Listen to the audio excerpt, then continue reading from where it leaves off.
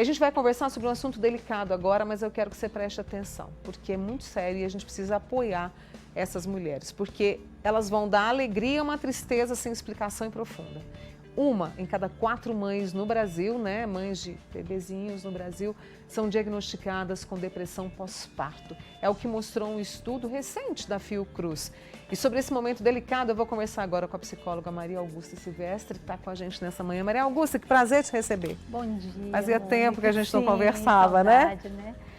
Saudade mesmo de estar aqui. Obrigada, viu?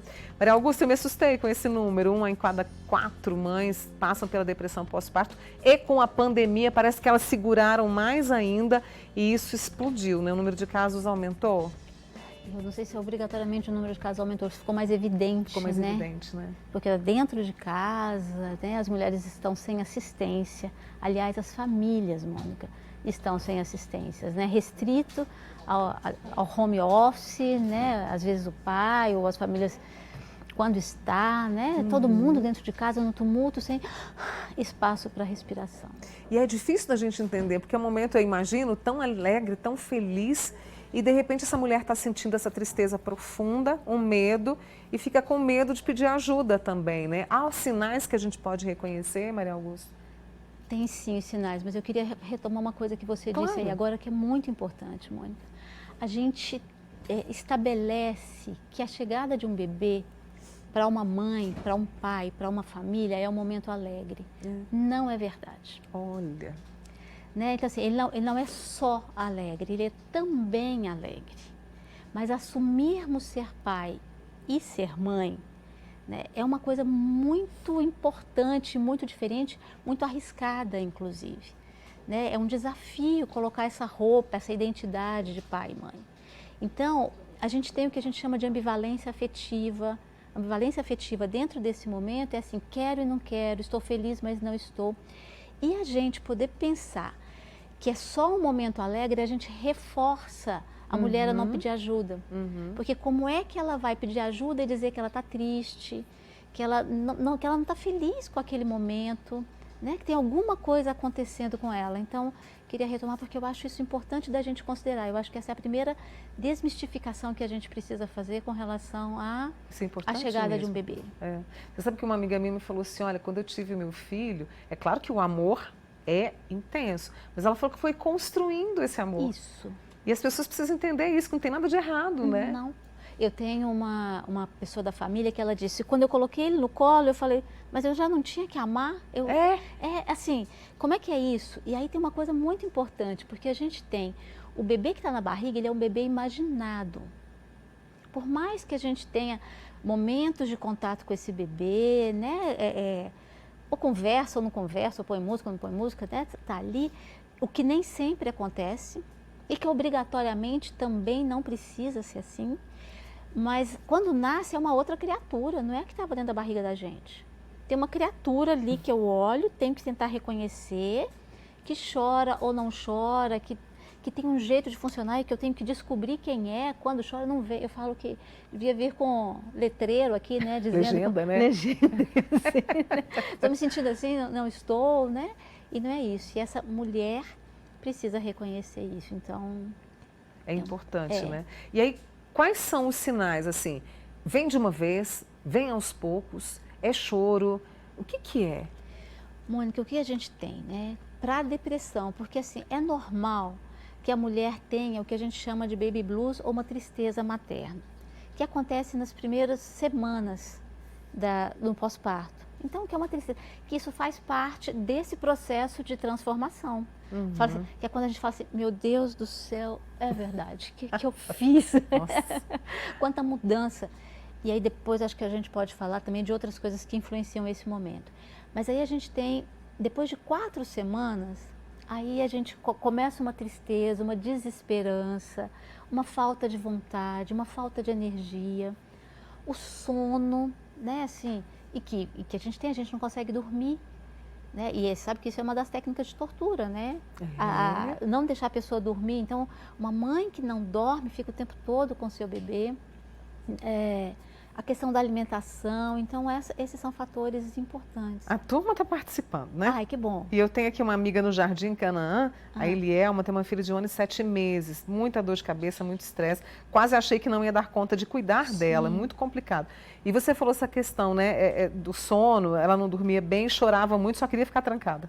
Aham, é isso mesmo, né? E aí acho que uma coisa importante que ela faz a gente lembrar, que é a questão da rede de apoio, né? Quem é que está junto? Quem é que pode ajudar? E nessa pandemia isso ficou reforçado e na nossa cultura isso hoje é reforçado, a gente fica muito sozinha. Na minha época, quando a gente tinha todo um aparato, alguém que podia quase que fazer a nossa comida, lavar a roupa do bebê, arrumar a nossa casa, né? Que facilitava um pouco para a gente. Mas hoje isso está cada vez mais difícil com a realidade que a gente tem, né? Os avós, os tios, todo mundo trabalhando, uma grande correria. Mônica, mas eu queria trazer uma outra coisa, que eu acho que é importante também a gente desmistificar. Você sabia que a gente tem a depressão pós-parto masculina? Não, é uma novidade que você traz. Porque a gente não fala disso e é o mesmo índice. A gente tem 25% dos homens também vivem a depressão pós-parto. Deles costuma aparecer pouco tempo depois, né? E a irritabilidade também faz parte e a gente não olha. E que interfere também na relação familiar. Então, às vezes, eles inclusive eles chegam até os profissionais de saúde dizendo que é a esposa que está. E de verdade, a esposa está exausta, cansada. Mas se a gente pode ter um olhar atento para este casal, para este homem, a gente vai poder observar que às vezes quem está deprimido é ele e que não é permitido, né, ao homem poder também falar disso, né, muito menos do que para a mulher. Você conjugou o verbo falar aí, acho que nessa pandemia a gente aprendeu 2. Pelo menos eu aprendi. Vou falar no meu mapa de mundo, observar e falar. Sim. Né? Sim. Observar e falar. E olha, a Leni também falou, Mônica, eu tenho uma parente que teve depressão pós-parto dos 2 filhos, e me parece... Bom, aí eu preciso da sua ajuda aqui. Ela falou que parece que ela foi diagnosticada com esquizofrenia, não melhora. Isso pode ter a ver com o parto? Essa questão da esquizofrenia, o que ela quer saber aqui. Se pode ter a ver com parto. A esquizofrenia, esse diagnóstico. A esquizofrenia, acho que não. A gente pode ter disparadores, gatilhos. Mas a depressão pode sim ter a ver com as questões obstétricas. Por isso é uma coisa importante, né? Assim, nós profissionais de saúde que estamos assistindo a mulher durante a gestação e o trabalho de parto e esse pós-parto imediato, a gente talvez não se dê conta da nossa responsabilidade, porque isso pode desencadear uma depressão um pouco mais para frente. Então, a forma como essa mulher foi acolhida, e eu não estou falando neste momento de tipo de parto, tá? Tipo de nascimento, que eu acho que pode contribuir, mas não é isso. É a forma como essa mulher é assistida. E a gente tem relatos tanto do homem também ter entrado em depressão em função do que ele vivenciou durante o trabalho de parto. Olha. Então, são gatilhos que às vezes a gente nem se atenta, né? E olha, tem uma amiga nossa que falou assim, Mônica, eu estou passando por isso tudo. Tem algum remédio? Quer dizer, em alguns momentos, essa mãe, esse pai, né, que vão buscar ajuda, vão precisar de um medicamento para poder ajudar nesse momento, Maria Augusta? Eu acho que talvez sim. É importante, normalmente a gente tem, né, a psicoterapia, tá? E se necessário, né, a medicação. A medicação. Né? Que então, mas os profissionais vão poder avaliar isso, porque às vezes um espaço onde a gente pode falar e compreender o que é que está acontecendo, compreender que esse momento não é um momento tranquilo, compreender as histórias que a gente viveu referentes à gestação e ao parto, mas também a própria história de vida, né? Inclusive a história de nascimento, a nossa própria história fica comprometida, ela reaparece. É uma chance, eu falo, que para a gente reeditar, Mônica, a gente refazer o que a gente viveu, de fazer com que isso fique melhor, mas nem sempre isso é possível. Então eu sugiro a ela procurar profissionais que possam auxiliá-la. Aliás, é esse o caminho. Eu estou dando uma pausa aqui nas minhas perguntas justamente porque as nossas amigas estão com muitas dúvidas. E a Cláudia do Jardim Holanda disse que o marido dela teve depressão pós-parto. Olha só. E quando o filho deles nasceu, faz 5 anos, né? Ela está grávida novamente. Isso pode acontecer de novo? Pode. Infelizmente pode, né? Mas é um momento deles procurarem ajuda agora. Ela está grávida de quantos meses? Ela não falou. O bebê tem 5 anos. O outro tem tem um 5 filhinho anos. Que vai nascer. Isso.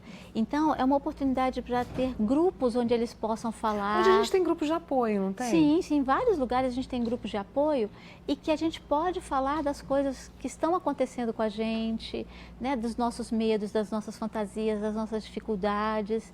Então, eu sugiro procurar o grupo de apoio ou procurar um profissional específico da psicologia, às vezes a enfermagem mesmo, né, no posto de saúde, não sei onde que ela pode procurar, né, para poder conversar a respeito, e aí a gente entra na prevenção, que isso foi uma coisa que você tinha me dito, né, da gente poder conversar sobre a prevenção da depressão pós-parto também. Como que é essa prevenção? Então, né, eu acho que é isso, tendo esses espaços de olhar para a gente. Você falou a palavra observar agora mesmo? Foi. Isso. Espaços de atenção, espaços de observar, espaços de fala, espaços de troca, né? E cuidados. Né? Da gente pensar que tem um ditado, né, que diz que uma mulher precisa, um bebê, uma criança precisa de uma aldeia para ser criado, né? E às vezes a gente deixa só para uma pessoa, ou só para um casal, que tem ainda que trabalhar ou se preocupar com o sustento, porque hoje a gente nem todos estão conseguindo trabalhar, mas se preocupar com o sustento dessa criança, a preocupação como é que vai ser o futuro, como vai ser daqui a pouco, o mês que vem, né, que parece que a gente não vai dar conta.